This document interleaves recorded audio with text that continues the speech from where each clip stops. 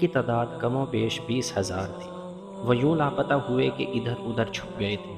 مسلمان انہیں ڈھونڈ ڈھونڈ کر لا رہے تھے۔ وہ بھی خوفزدہ تھے۔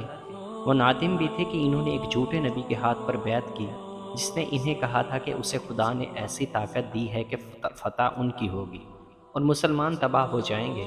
انہیں تبلیغ کی یا اسلام کے تفصیلی تعارف کی ضرورت نہیں تھی۔ ان میں بیشتر نے از خود اسلام قبول کر لیا۔ مجاع بن مرارہ بنو حنیفہ کی سرداری میں مسلمہ کذاب کا جانشین تھا۔ اس نے دیکھا کہ اس کا قبیلہ دھڑا دھڑ اسلام قبول کرتا جا رہا ہے، تو اسے یہ اطمینان ہوا کہ خالد رضی اللہ عنہ کے دل میں اس کے خلاف جو خفگی تھی وہ نکل گئی ہے۔ بنو حنیفہ کے لوگ جھوک در جھوک خالد رضی اللہ عنہ کے پاس بیعت کے لیے آ رہے تھے۔